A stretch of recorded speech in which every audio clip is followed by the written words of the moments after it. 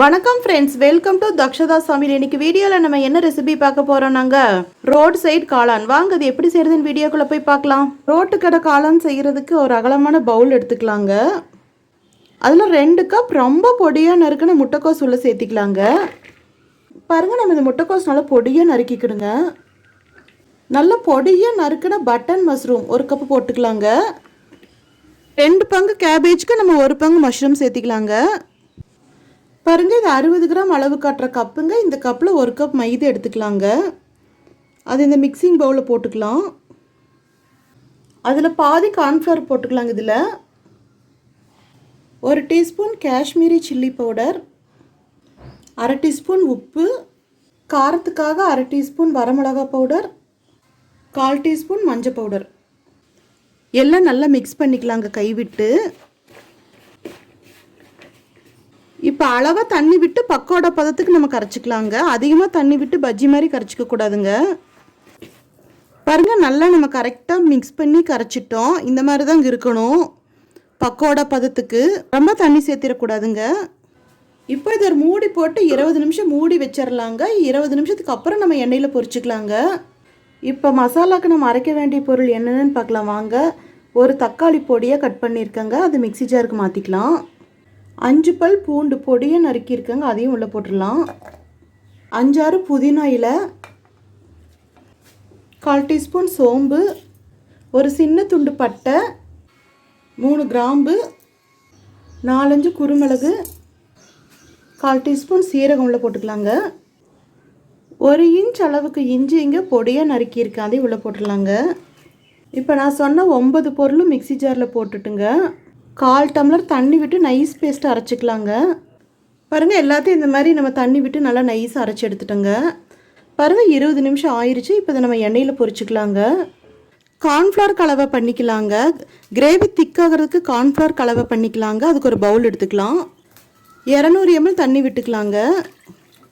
அந்த தண்ணியில் 1 table spoon cornflour கலந்துக்கலாங்க. அதிகமாக கலந்தாலும் கிரேவி ரொம்ப திக்காக இருக்குங்க. 1 டீஸ்பூன் கலந்தாலே போதுங்க. கிரேவி திக்காகிறதுக்கு தான். கட்டி இல்லாமல் கரைச்சிக்கலாங்க.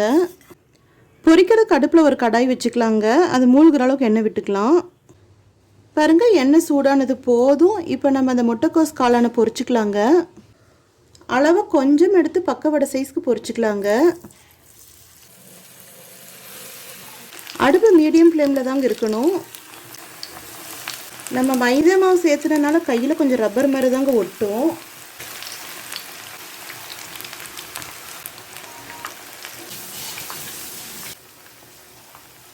பாருங்க, பாதி ரோஸ்ட் ஆனது போது ஒரு முறை திருப்பி விட்டுக்கலாங்க. முதல்ல திருப்பி விட்டோன்னா உடஞ்சிருங்க. பாதி ரோஸ்ட் ஆனதுக்கப்புறம் நம்ம ஒரு முறை திருப்பி விட்டுக்கலாம். பாருங்க, கிறிஸ்பியாக இந்த வரைக்கும் பொரிச்சது போதும். நம்ம எண்ணெயிலேருந்து வடித்து எடுத்து செப்பரேட்டாக வச்சுக்கலாங்க.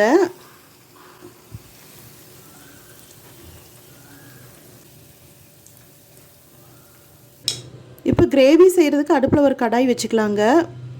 அதில் 1/2 டீஸ்பூன் ஆயில் விட்டுருக்குங்க.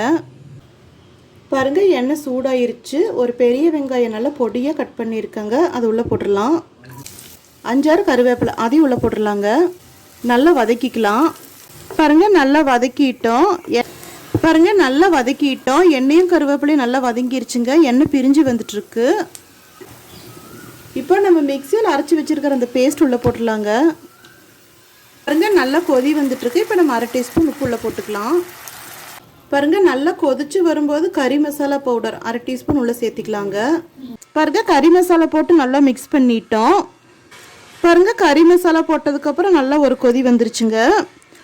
கறி மசாலா இல்லாட்டி சிக்கன் மசாலா இல்லாட்டி மட்டன் மசாலா, அது நம்ம சாய்ஸ் தாங்க.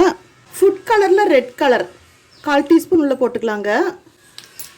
நல்லா மிக்ஸ் பண்ணிக்கலாம். நம்ம பொரிச்சு வச்சோம் இல்லைங்களா இந்த கேபேஜ் மஷ்ரூம், அது சின்ன சின்னதாக பிச்சிருக்கங்க, அது இதுக்குள்ளே போட்டுடலாங்க. நல்லா இந்த மாதிரி குத்தி குத்தி விட்டுறலாங்க உடையிறதுக்காக.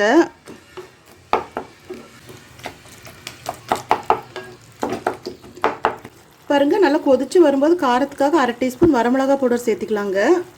1/2 டீஸ்பூன் உப்பு சேர்த்திக்கலாங்க. நல்லா மிக்ஸ் பண்ணிக்கலாங்க. இப்போ மீடியம் ஃப்ளேமில் தாங்க இருக்குது. எல்லாமே நல்லா கலந்ததுமே நம்ம தண்ணியில் கார்ன்ஃப்ளவர் கலந்து வச்சுருக்கோம் இல்லைங்களா, அது இதில் ஊற்றிடலாங்க. கிரேவி திக்காகிறதுக்காக தாங்க நம்ம இந்த கார்ன்ஃப்ளவர் தண்ணி ஊற்றுறோம்.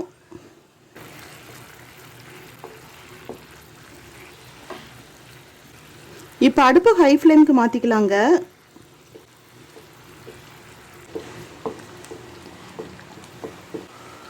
பாருங்கள், கார்ன்ஃப்ளவர் போட்டதுக்கு அப்புறமே நல்லா திக்காக வந்துட்டுருக்கு.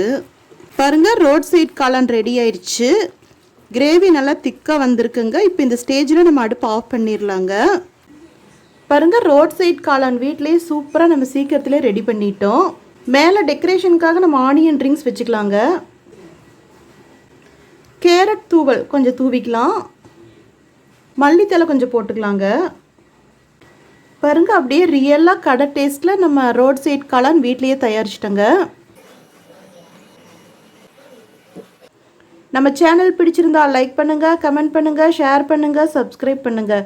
அப்படியே பக்கத்தில் இருக்கிற பெல் ஐக்கானே மறக்காமல் கிளிக் பண்ணுங்கள். தேங்க்யூ.